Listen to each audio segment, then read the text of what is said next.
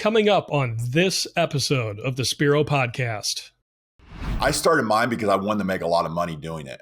I still wish that I had a better reason, but I think it's connecting to some other reasons. This is not a bad thing. Like, you have the ability to make money and you can impact others with that money. I began viewing it from that perspective of how can I impact people now with the ability to do this? Or what does this allow me to do?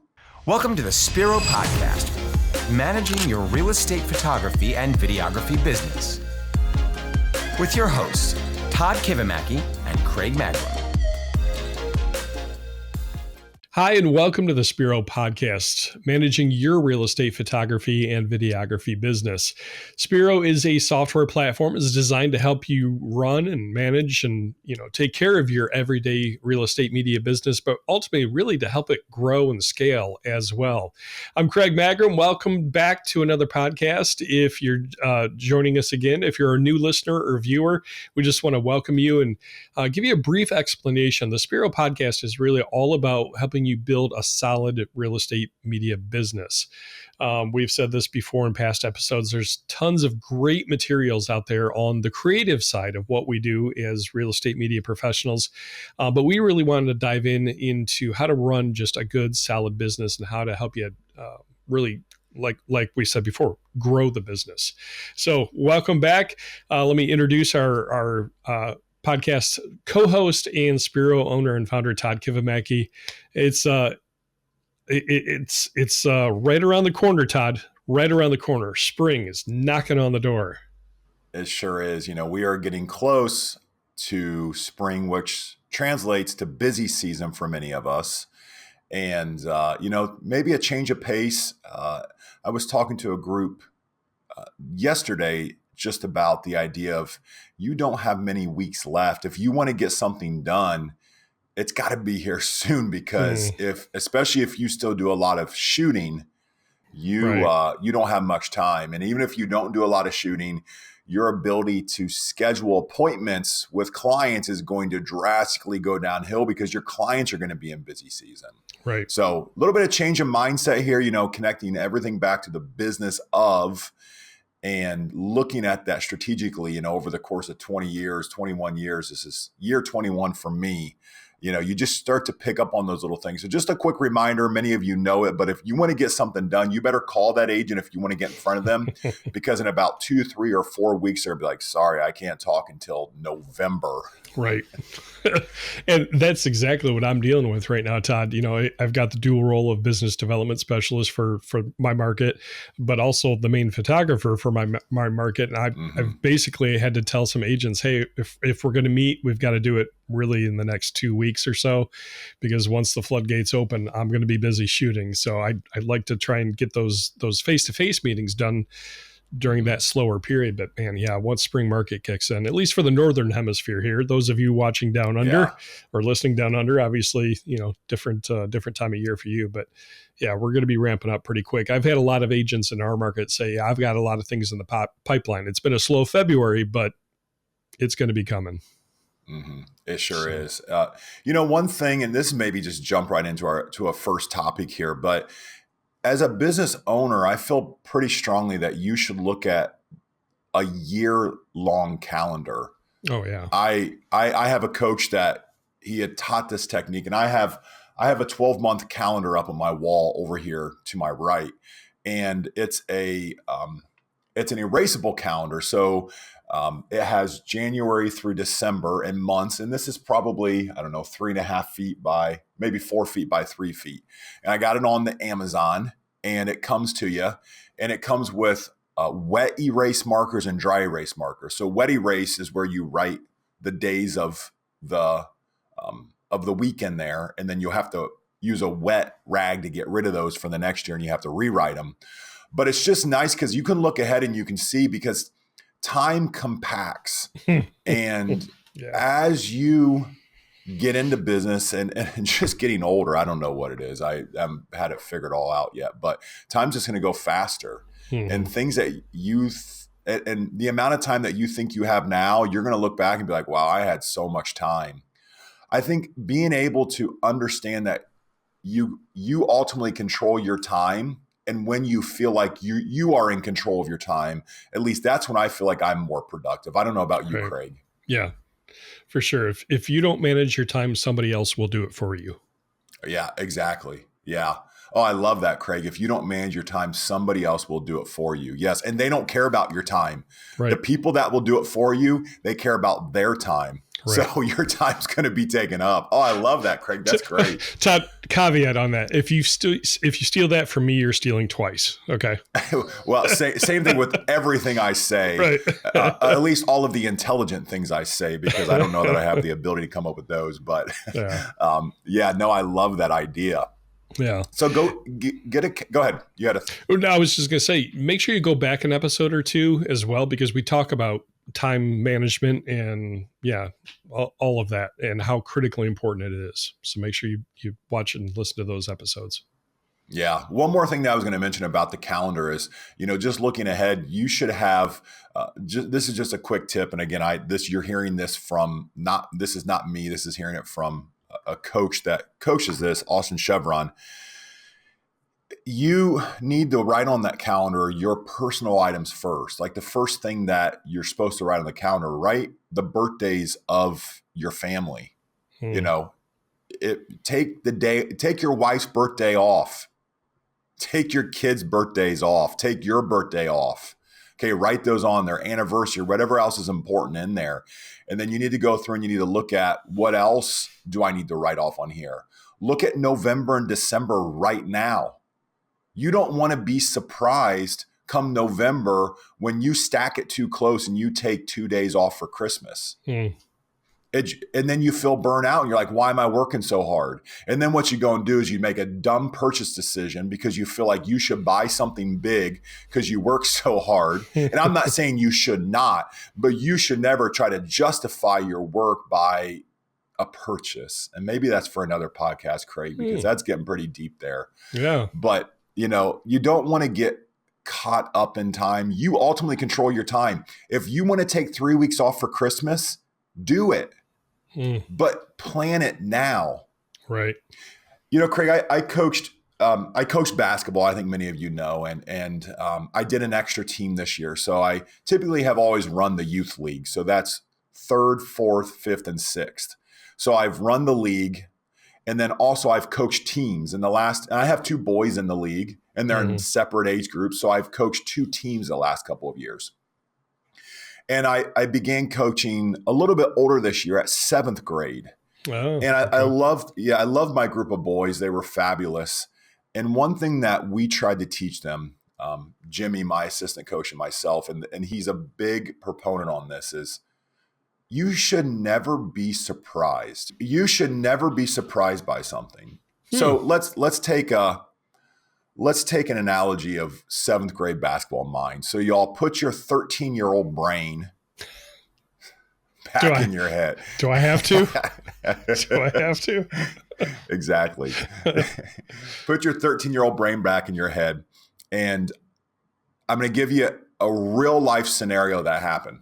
Okay. So in basketball, I'll just set this up a little bit. In basketball, when you have 2 teams that have a hand on the ball or 2 hands on the ball, like so if one person from each team is grabbing the ball each time and they're fighting for it, that's called a jump ball. Okay, so it's not who can rip it out the hardest. They don't want kids getting hurt. It's just like if 2 kids on opposite teams touch the ball and have, possession of the ball, it's called jump ball. And what that means, they alternate which team gets the ball.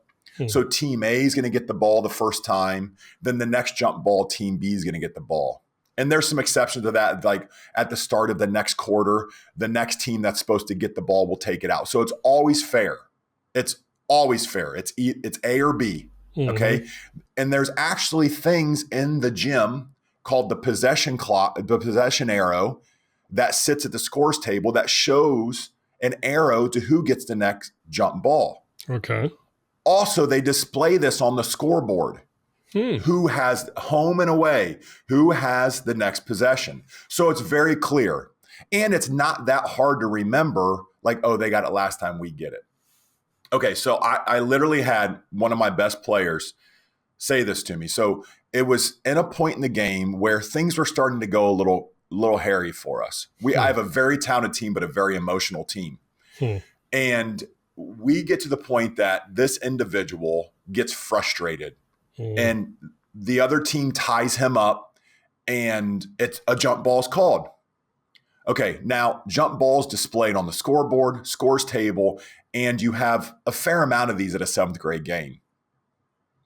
And in this case, it happened to be the other team's ball. So we lost possession. It was a turnover, okay, when we began playing bad too. And everything in this individual's world compacted and felt like it was on his shoulders. And he looked at me and said, "This is not fair. They get the jump ball every time."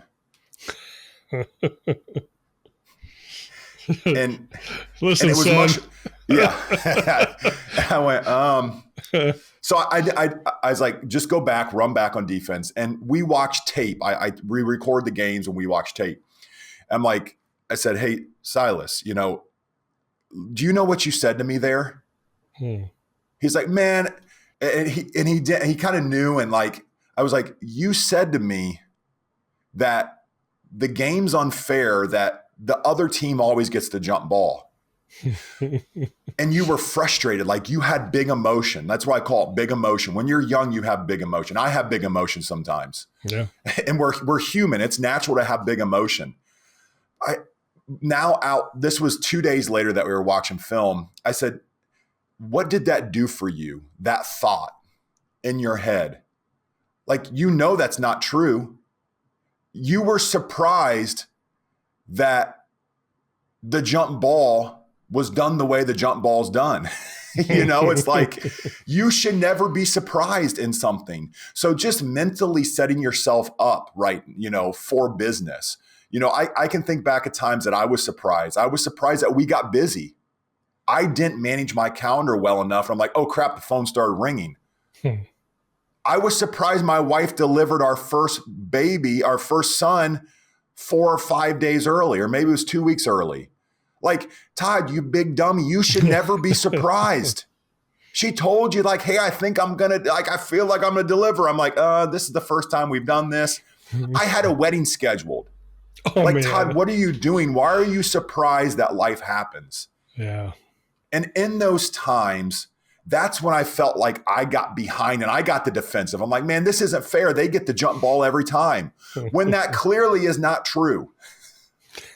So that's what, if you can begin managing your business, managing your employees that way, that you are not surprised by situations that happen.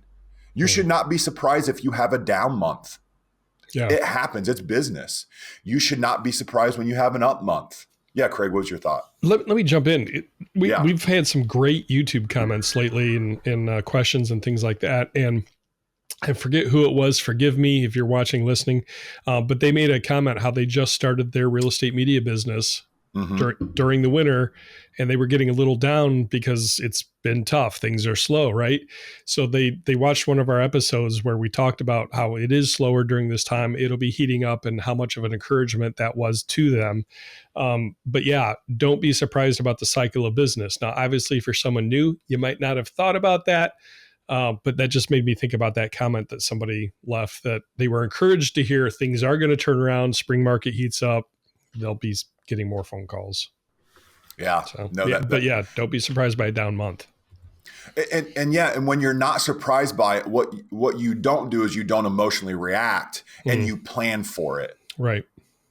And when you plan for things, then you can set yourself up better. You still might have a down month, but you're not emotional. It takes the fight or flight reaction out of your brain. Right. And I know, as I look back over the course of years, times I'm like, I wish I could redo that moment, is when I was emotional. Yeah. And so much goes into that, managing your mental state. Can I share a personal story? Yeah. Anything mentally, personally, Craig, it just gives me opportunity to, no, I'm kidding. Yes, please do. Thank you. No, it's going to be a moment of transparency. So we try to be pretty transparent here. And The last 2 weeks, I kind of hit a crisis point in my mental health. You might not tell from how I am right now, but it's partially because I've made some changes to help make that happen. So we have a lot of stressors as business owners, right? As business leaders that, like Todd just said, you shouldn't be surprised by anything. Well, part of that is our physical health. That I just want to do a PSA here, a public service announcement. Make sure that you're careful with your health, making sure that you're getting exercise. And exercise releases endorphins, which of course is our feel-good hormones, chemicals, but the way we eat as well. Now, I'm diabetic. All right. It's hereditary in my dad's side of the family, but also partially because I didn't take care of myself with the way I was eating in years past. And it caught up with me.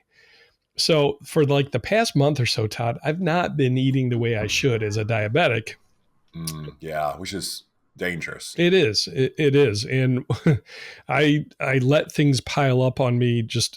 I had a stressful situation with a client that actually he was really cool about things. I was stressing about it more, and things just kind of hit ahead. And I realized all of a sudden, and this shouldn't have been a surprise to me because I've learned this in the past. I just quit thinking about it. How I eat affects my mental health. When I'm eating too many sugars, carbs, things like that, I get into a depressive state and I overthink things and I stress about things and I'm not clear-headed and I let things surprise me. So I just want to do, like I said, a health PSA to those of you that are business owners or leaders in your company. Taking care of yourself physically, both exercise and what you're eating, critically important to making sure you don't let yourself, like I did in these last 2 weeks, get into a state of mind that's unhealthy for you yourself, but also everybody around you, because it'll affect your family, it'll affect your coworkers. Take care of yourself. Make sure you're eating clean as you can. I mean, yeah, you can splurge now and then, but if you stress eat, and I stress eat sometimes, it's going to be a downward spiral. So just thinking about all of that with you talking about surprises, Todd, it shouldn't have been a surprise to me. I know this about myself. I've learned that in the last year or two, that when I don't eat right, mentally, I get into a fog and not a great place. So I just want to encourage somebody out there that might be dealing with that to hold me accountable. Feel free to drop me an email, Craig at wowvideotours.com. Craig, how you doing with your eating? You taking care of yourself? I'm going to open myself up there, and I can do the same for you if you want. So, yeah. Thank you for that, Craig. And that is super important to take care of yourself, to understand that. And also one thing that it does, it's a continuous spiral down. It is, because the eating bad leads to not feeling great, which leads to eating even worse, to continuing to going. So, but what helps is having healthy people around you. So I let my leadership know. I did talk to Todd about this. This is actually probably a surprise to Todd, me talking about this, but I talked to Chris, Steve, and Jess, who are my three supervisors on the sales and operations side. And they immediately responded with encouragement. Hey, if you ever need to talk, just call us. I mean, awesome leadership team. So have people around you that you can talk to and just be honest with, that aren't going to judge you, but are going to support you and help you get back onto a healthy track. And I so love, Craig, that you reached out to someone. I had to. Yeah. And I think if you're out there thinking you can do it all, I've had this thought before. Yeah. I'm going to do it. I'm going to push through. Please don't. Yeah. You just, as capable as you all are, and you all are a very capable group. Remember, you're a group of overachievers, but do not try to do it alone. It is just not worth it. Depend on others, confide in others. It doesn't have to be everybody. We're not asking you to just share it with the world. If you want to, that's great. And if that's the form of accountability you want, do it. I love that Craig shares it. I love sharing with all of you, because I want you all to hold me accountable. If I say I'm going to do something, like, I'm going to do it. I want to make sure I hear from you guys. Like, hey, is that update coming out? Like, yeah, it's coming out March 5th. So use the form of accountability that works for you. But if you're an introvert, I talked to one, I had a couple emails with an individual this week, and I was proud that he reached out, said, longtime listener, I just hired my first photographer. I'm trying to figure out what I do with my time now. Like he even used the idea of like, hey, I'm not a shiny 100K per month success story. If that's you out, no, I know who this individual is, but if you have that same idea, there are those stories out there, and there's those stories where, they're doing 100K or 50K a month, and you just use those as inspiration. It doesn't mean it has to be you. Right. I even look at my business, and I know the businesses out there that are larger than us. And when I know what revenue we do monthly and what they do monthly, I'm like, man, I feel pretty insignificant. And then I throw that away. I completely throw it away because I'm like, look at this cool thing we have. Our employees are happy. Like we look at these cool things that happened this month. We hired new individuals, 6 new photographers, whatever it may be. And I try not to give numbers because I don't want you to compare anything to what I've done. I've taken a very long time to do this, 21 years. If you all work at 21 years, you're going to be way bigger than me. So don't compare, use it as inspiration, but it's compartmentalizing some of those things and understanding that. You got to define success for yourself. Oh, yes. Yes. And that is so important as a business owner. I hope you have done that. If you haven't, or if it needs revamped, go back and find that page in your notebook where you wrote down, your goals, and you wrote down what success means, or have that conversation again. Pull up a whiteboard, have a conversation with your spouse. That's a team thing there, but yeah, please do follow that. Yeah. All right. We dug in deep right off the bat here. We sure did. Man. Let's rewind a little bit and talk about Spiro Updates, because there's some huge things coming. Well, some exciting things. So what do we have coming up very shortly here? Yes, Craig, thank you. We have some good ones coming up. So this is proposed to launch March 5th, which is probably today that you're listening to this, or maybe it's already happened, but March 5th of 25, we have some good things coming. We have our landing pages going to launch for you. So a landing page is a collection of order pages. It's where you can send your clients to the appropriate order page. And a quick example is your residential versus commercial versus Airbnb order page. So that will be coming. You can set that up. You can put your branding on it, and you can control how it looks. So excited about landing pages. Excuse me.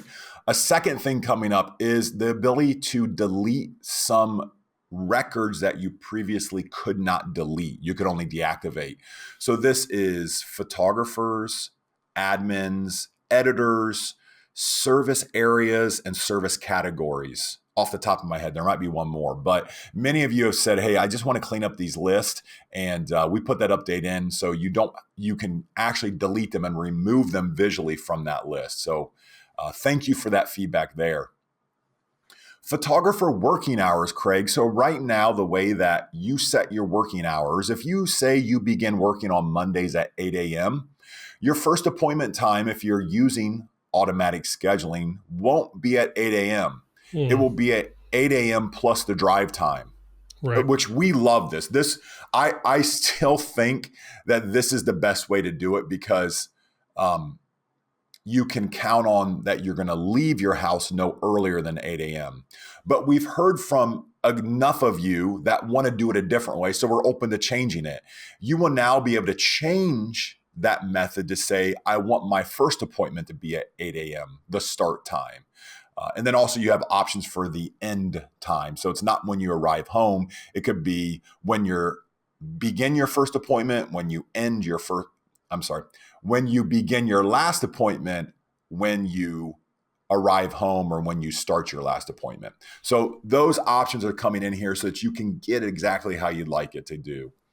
Another big one we have coming up is photographer service areas. So right now, you have a service area that is attached to many photographers. So for us at our company, typically we do a radius from the city center. So for Craig, we cover 30 miles from the center of Toledo. And then we have tiers that step out up to 50 miles, and there's a service fee attached to it. And then we add to that service area all of the photographers that cover that service area. Some of you say, hey, I just let my photographers tell me where they're going to cover and the fees that they charge, and I just pass that on to my client. And you will now be able to do that. So you'll be able to set service areas on a photographer only, and in the same city, overlapping service areas, you could charge different trip fees to your agent, and that could go directly to your photographer.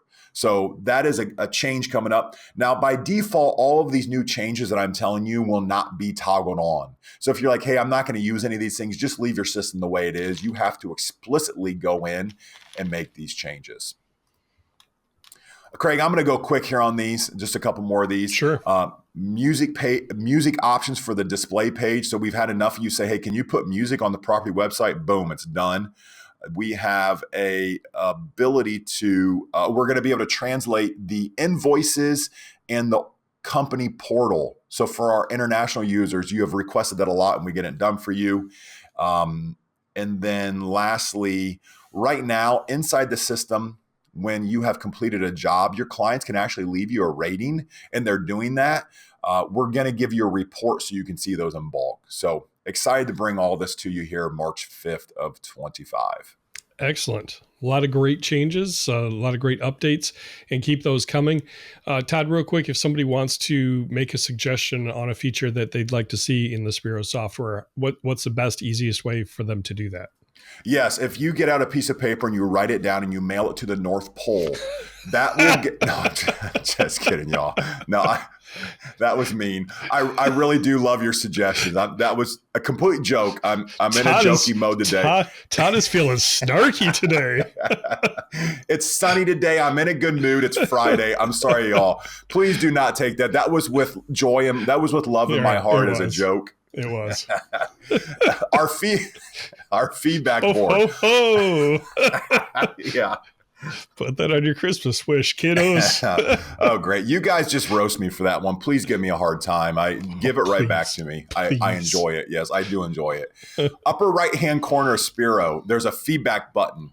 Click it. It will take you to our feedback board. And we've created this board based on you guys letting us know that you wanted it. So we want it because you want it, and it does help us too. Yeah. So we want to know how you want to use the system. We want you to feel pride in the system, and we want you to feel like it does what you need it to do. So please suggest it on there and look at that board. If you like another user's suggestion, upvote it. Yep. The higher up it gets, the more likely we are to tackle that update. Oh, Craig, I've got one more thing. Okay. And this is, I can't give it all right now. So you're all going to hate me, but this is a tease. I think we figured out a great solution for you all for automated photo editing. Ooh. We are, yes. You know, there's a lot of it out there. We've been looking at a lot of it. We've been looking at for years now, literally years. And Jess, our head of ops at WOW, has done a ton of testing with a lot of different vendors. And we feel we found one we really love, and we're vetting it a little bit more. So hopefully we'll have something to you coming very soon where you can get like very quick turnaround time. It's cheaper than what you're paying your layer blended editors right now. And it's literally the same or better quality. So, interesting, kind of hold that thought on you there. Hopefully next week we'll have an announcement or you'll see it on our channels, but super excited about this. We're excited about it. Our real estate media company. I think this is a game changer. Stay tuned. More details to come. All right, Todd, this week, we want to dive into some listener and viewer questions that have come in, and some good stuff. We do this from time to time. We always encourage you, if you've got a business related question that you'd like to see addressed, please, you can leave a comment on the YouTube channel, email us at hello@spiro.media. We want to provide content that's really going to help your business. It can be very tempting for us to just blab every week, but we want good, pointed, focused, pun intended, topics to talk about. Intend your puns, you cowards. That's a t-shirt I'm going to get. I'm going to wear that with pride. Okay, so we're going to dive in and and just answer some of these questions that might lead to other discussions. But again, if you do have a question, leave a comment on the YouTube channel, or if you're listening, you can email us hello@spiro.media. All right. So, Todd, I had one of our viewers reach out to me on Facebook. We love connecting with you guys. Facebook, whatever, look us up. We'll friend you. We have some great discussions. But Nick reached out to me, and we've had an ongoing discussion, just some really good things that he's been asking. And I've shared some of my experience and insight for what it's worth. That and a dime might get you a cup of coffee at McDonald's. But Nick asked, he was listening. I mean, I gotta be honest, right? I love it. Nick said, "Hey, I was listening to the most recent episode, and two things popped into my head. And this first one, I thought was a good one. He goes, number one, I know knowing my why is important. I read Simon Sinek's Sinek. I forget. I don't know. Sinek, yeah. Sinek, yeah. I read his book on that too. But what if my why is selfish? How do you sell that to people? See, I'm not going to go into the details, but he does it because he finds the work enjoyable. But ultimately, in his own opinion, his why is just kind of selfish. So, Todd, when I'm out there trying to win some new clients and they want to know why I do what I do, and if I'm honest with myself, it's just because I'm selfish. I want to make money. I personally just enjoy the work, but nothing much beyond that. How do you answer somebody like that? Oh, well, this is one that I struggle with for a long time, because when I thought about my why did I start the business? I mean, and I don't think that one's bad at all, Nick. I feel like mine's bad. I started mine because I wanted to make a lot of money doing it. Like okay. I struggled with this thought for a long time. I am motivated by money.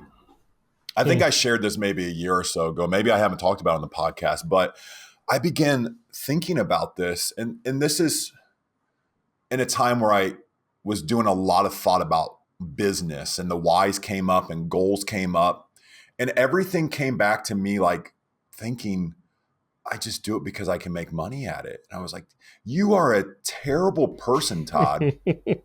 Like, terrible. Like, what is wrong with you? Like, why don't you want to save some mammals in, some ocean somewhere, or some kids in a different country? Like, what is wrong with you? Seriously. And I'm sorry, little nose problem here if you're not watching. So I shared this. So we're in a small group at church, and it's a group of 3 other couples, and we meet every other week, and we eat and we share things like this, how's it going? And I shared this. I'm like, I'm a terrible person. Like, this is terrible. Like, I'm motivated, like money. Like, I always think, why would I do it? Oh, because I can make money in it. Why would you do this thing? Why did you start Spiro? Oh, because I think I can make money at it. Like you should just be put in a hole somewhere, Todd. And I shared this, and I still wish that I had a better reason, but I think it's connecting to some other reasons. But my group shared with me like that this is not a bad thing. Like, you have the ability to make money, and you can impact others with that money. True. Money by nature is not a bad thing. Right. You can use money in a bad way, and you can covet money. Right. The love of it. Yes, exactly. The love of money. Right. But that's way different than making money and not, being so attached to it that you love it. And that is what propels you. But then what do you do with your money? So I think, for me, that being, I was like, okay, that's great. Thanks for trying to make, I don't expect you guys to not make me feel good at this, it's a small group. But I began viewing it from that perspective of how can I impact people now with the ability to do this, or what does this allow me to do? Okay. So being in business for 21 years, and again, I don't want you to feel the pressure of like, hey, I couldn't do this right now, but I've done this for 21 years. I've been very blessed, and I had the ability to coach more. So and let me connect the dots here pretty quickly here, and then Craig, I'll get your thoughts on this. But because we've been successful financially and we've grown a team that we can, again, motivate and make successful and try to fill their goals, if it's money, time, whatever it is related, then I have the ability, because I have a great team and we've poured back into our clients as well, that I can take less time working during this season of life, that I can go impact 3rd, 4th, 5th, 6th, and 7th graders as a coach, and hopefully show them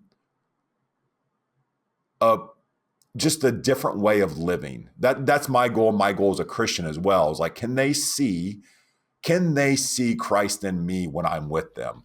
So I know that's a little stretch from money, but it allowed me to do things, allowed me to, pay the team. Like we were happy. We were able to give raises. We were able to give some profit share. We were able to give things to some people this year. We were able to hire more, or last year. And all of that moves everyone along. So it's just maybe a little bit of a change in perspective. I still wish though, Craig, I was like, hey, I'm really motivated to go build schools in some other country. I'm just really not. I'm motivated to impact these kids that I coach. I'm motivated. Like, I love talking to all of you. Like, many of you email me, like, I'll have a call with you. Like, I'm not advertising I'm going to have a call with everyone. Like, all these group calls, like, you all might say, yeah, Todd, you create this content because you want to sell Spiro. And that's kind of how we started it. But still, we do this because we want to help you. Yeah. And you're not forced to use Spiro if you're listening to us right now. And we give this all to you. Like, Craig and I share everything we do. All of the years of experience, we share it with you openly because we just enjoy hearing and seeing you guys grow and you guys accomplishing your goals. Right. I think I've shared, I'm kind of the opposite of Todd, where most of my career, I was actually You're a good person, Craig. You're a good person too. It's not what I was saying. No, but how do I move forward from that? Just say yes, I am Todd. No, I'm not. Well, deep down, we all have some dark, deep stuff, right? Now, but for the grace of God, anyway, now we're going to get off. No, but most of my career, I did work in nonprofits because I am primarily motivated by serving people. Now, it works really well doing what I'm doing because I've found something that I truly believe is of value to other people, both the realtors that we're serving, but ultimately to the sellers, to help them sell their home. I mean, that's a needed thing. So we're providing a service that I truly deep down believe is helping people. And it's something I enjoy doing. So Nick shared, he just enjoys doing this and he's making money. That's okay. But I think transitioning from the personal selfish, which he alluded to, the selfish reason, don't stop there. Go ahead and look at what motivates me and then tie that in as well. So it might ultimately be a selfish thing initially. That, I worked, like I said, I worked in nonprofit. I did not make a ton of money most of my career, because you don't in nonprofit. You're not in the nonprofit world primarily to make money. It's because you do want to serve. But I have a family to take care of as well. So I do need to make a decent amount of money to care for the people that God has entrusted me with, right? So that is a somewhat selfish reason. I want to make better money, but also find something doing that I enjoyed that I know is going to benefit other people. And even if you're not there yet, hey, I'm not there. I really want to help your business grow. I'm doing it because of this. Ultimately, just keep thinking through it and find what really motivates you and tie it in. Just make that tie in. I don't know if that made sense, but no, 100% of you. You just make sure it's always that you're coming from a place of love in your heart. If it's not authentic, then you might want to reevaluate and find the authenticity, and your clients will see it out. Your employees will see it out. If you're not authentic, it just won't work. Right. You can force it so long, but you're going to hit a point somewhere where you hit enough friction that it's not going to work for you. Right. Yep. So, okay. So there was listener question number 1. Yeah. Thanks, Nick, for that. And yeah, appreciate that. Hopefully that answered things. All right. Second question, Todd. Annette left a comment on our episode with Colleen Kidd and asked about the Part 107 training. She said, I assume that you pay your photographers to do that training and to take that test. Is that the case, Todd? So I'll give 2 answers, because some of you have employees as photographers and some of you have subcontractors. At the end of the day, both should be compensated for doing this. I think it's tough to ask people to do something for free, especially your employees 100%. If they are studying, then they should be paid for that time. Right. The other way you could do it is you could just bonus them when they get that certification. Okay. So if you're like, hey, I don't really want to take into account, is this person a fast learner or a slow learner? You could just say, hey, when you pass it, you're going to get $500, and that will go towards the time you put into it. That will go towards the test. Like maybe you make them pay for the test. So you can decide what you want to do there. I do think you should compensate people for their time. Right. From a contractor standpoint, so they have the ability to make more money, of course, and that's the other thing that they're going to do. Both employees and subcontractors, they're going to make more money when they have drone. But we do pay out a bonus when and if that photographer has a drone.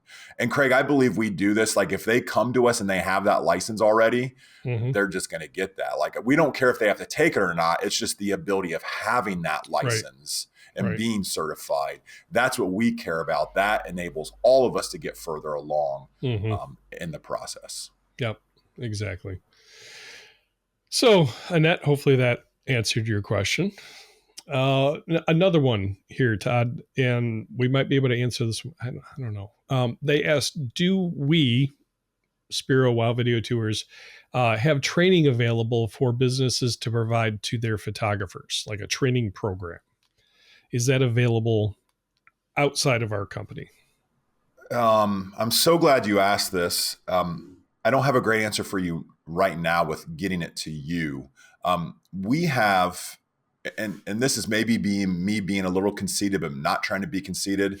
I feel as though we have created the best training resource at WOW for our photographers. The guide, the curriculum, the layout of it, the levels, the video series, like I feel like we're doing something pretty unique. And again, I'm sorry, I'm tooting my own horn, and again, we've worked on it for 21 years. And the person that created it was a teacher by trade. And he's probably shot more houses than anyone out there as well. So putting a teacher and a photographer, videographer, and then someone who has the brain to organize all of it. And we're improving that right now. So we just put 6 new people through it, and we're changing and adapting, and we're building some questionnaires and things in there.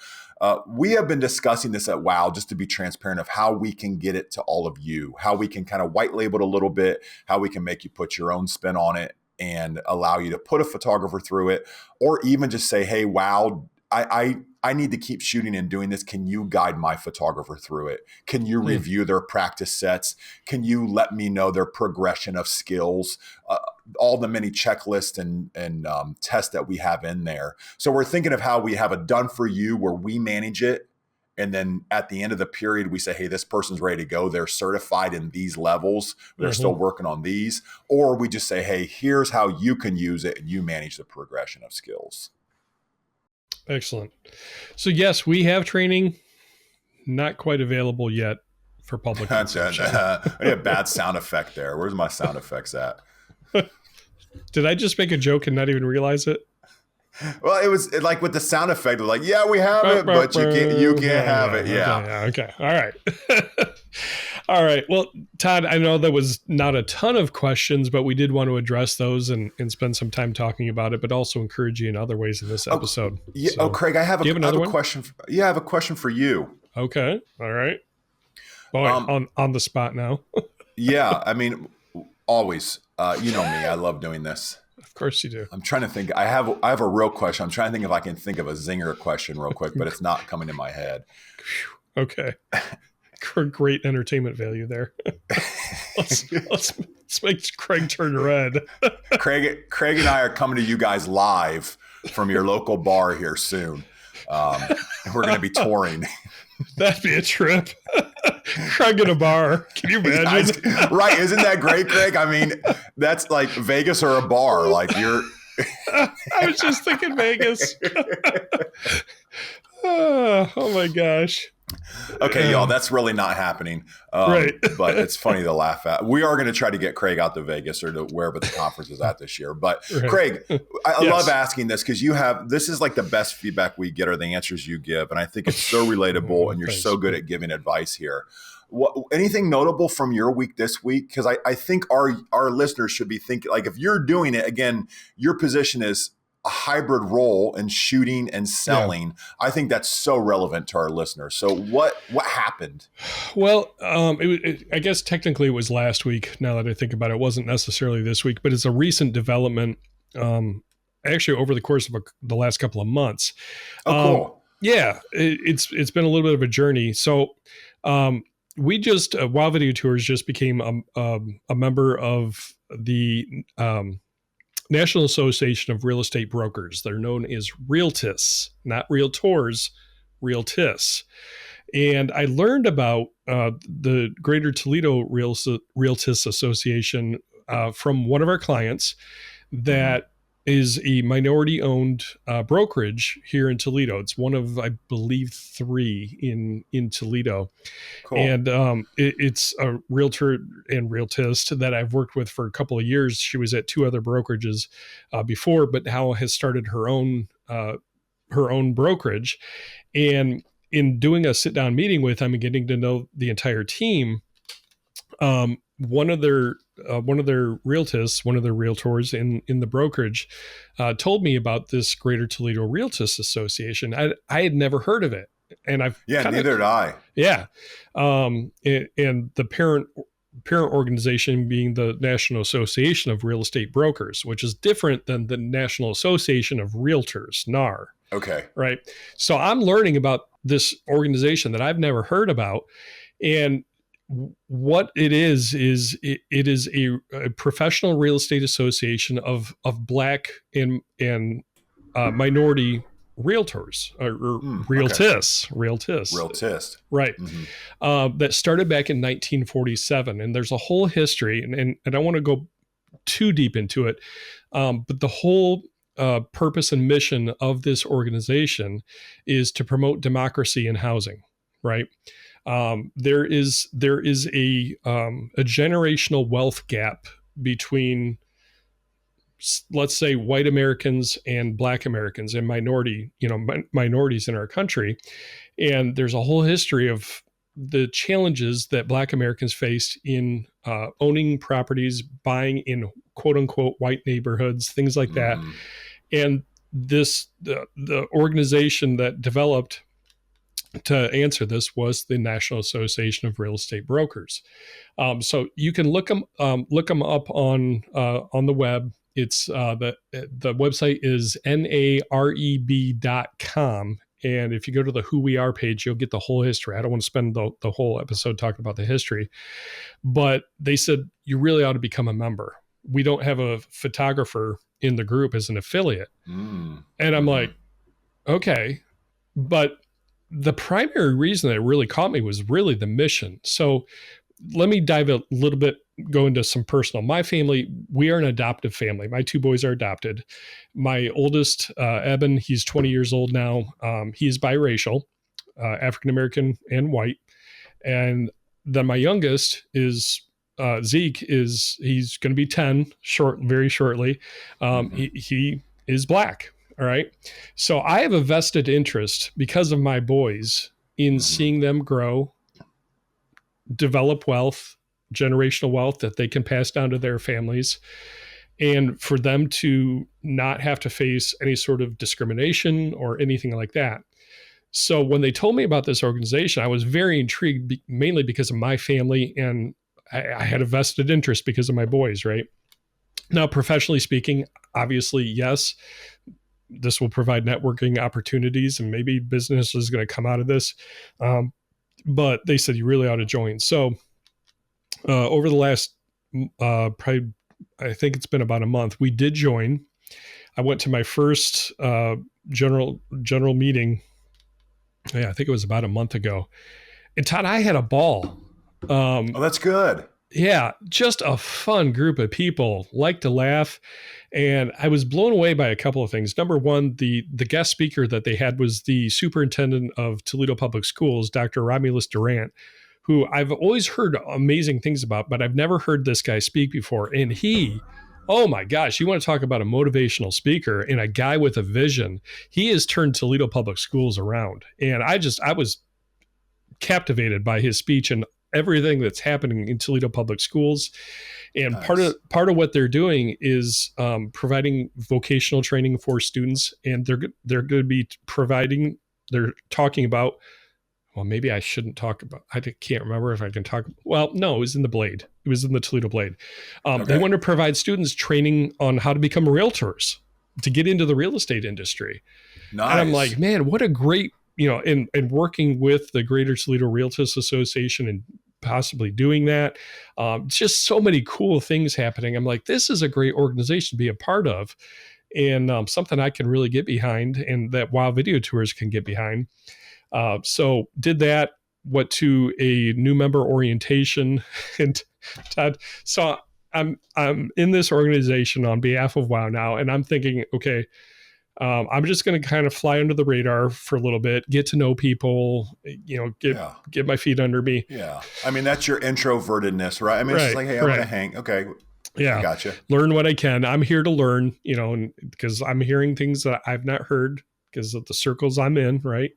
Mm-hmm. And so they tell us about the various committees. And one of the committees is the Public Relations Committee, all about promoting, communicating the message of the organization and how bad they need help, because there's only 2 people on this committee right now. And I'm like, I'm a media guy. That's my whole background is PR. I know how to write public service announcements. I know who to contact in the media around Toledo, because that was my world for almost 20 years. So those of you not watching on YouTube, my arm kind of started sneaking up.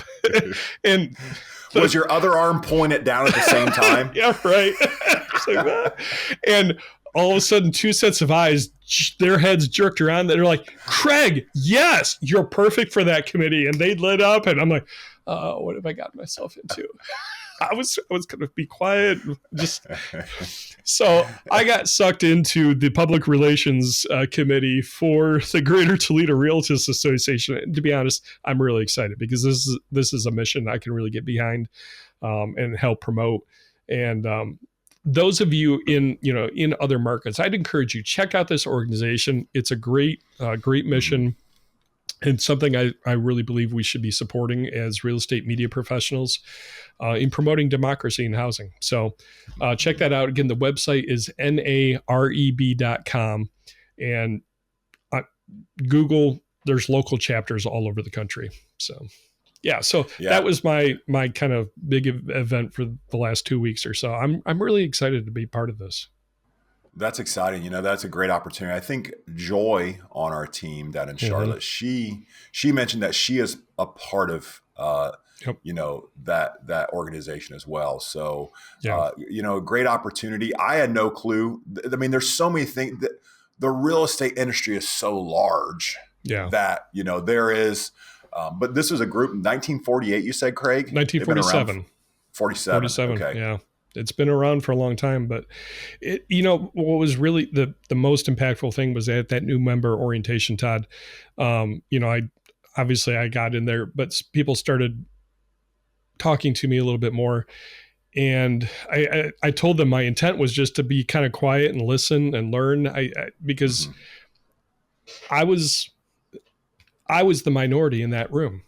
Mm-hmm. And I shared with them, I said, honestly, I was just here to listen and learn and I just said that to them. I said, for the first time in my life, I'm the minority in an organization, in a room. And obviously I've heard some things before, I've learned some things, but I want to be quiet and just kind of listen and learn and see how can we contribute? How can we be of value? What can I learn from this experience and from other people's experiences in life, particularly in the area of home ownership, and wealth generation and passing that wealth on to new generations. So I'm, like I said, I'm really excited to be a part of this and to learn. And when I walked in, one of the realtors there looked up, Craig. And this is someone I had done one shoot for before, and had kind of lost contact with her, and she's like, "I've got listings for you. I'm so sorry I haven't contacted you. It was out of sight, out of mind. I started using someone else, and I didn't even say anything. I'm like, okay, that's great." and she later then told me at the end of the meeting, "You are going to get so much business from this." I said, "You know what? I'm thankful for that. I'm grateful for that. But again, I'm here to learn primarily and just be of benefit however I can." So yes, let's just be real. There aren't business networking opportunities, but if you're going to join, be authentic about it and have a real, again, why you would want to be part of that group. Make sure your motives are good. I love that, Craig. And it's just, serve first without expecting anything back. Right. That truly is that. I love how it's so aligned with, with your your boys and wanting to get in. I love the idea of being the minority in a room. Mm-hmm. I think there's some character building there and some learning. Yeah. I know when we played summer basketball, and this was the first year that my son played it, we were the same minority. We were the minority in the room. And Boston was in third grade at the time. He didn't really know anything different, but started to pick up. He's like, I'm like, no, this is good. This is great for us. And my goodness, the relationships we made out of those families, we still see them. I still give them a hug when we're in gyms, and we go to different schools now, but we still see each other, all these events. Breaking down those walls, I think is just incredible. And so much can be learned when we go. And I think you said it well, Craig, like, let me learn from you. Let me get it. Mm-hmm. Not what I've heard. That can be dangerous, right? The telephone game, but such a great opportunity there and a cool thing to get involved with. Yeah, for sure. All right. Well, you got anything else, Todd? Craig, I think that is it for today. We said y'all, hey, this is going to be a short one. So it wasn't. Hopefully this was a value to you. Yeah. If you have questions, send them in. We'd love to answer them. Keep them coming. We're here to support you guys. So please let us know how we can help. For sure. Again, you can email us hello@spiro.media, or if you're watching on YouTube, feel free to leave a comment. We do try to keep track of those. Generally, it's me checking those, and I'll pass things on to Todd if needed. But I'm out shooting full time as well and meeting with clients. So if we don't get to your question or we miss something right away, you can email us, and that will get to us even quicker. But we would love to hear from you. So, guys, thanks for your attention. We do appreciate that. We don't take it for granted. We know you're busy, so thank you for taking the time to watch and or listen. And you have a great week. Make sure you take time to be thankful for the blessings in your life, and make sure you take a breath. Have a great week. Thank you for joining us for the Spiro Podcast, Managing Your Real Estate Photography and Videography Business. This is a production of Spiro and Wow Video Tours.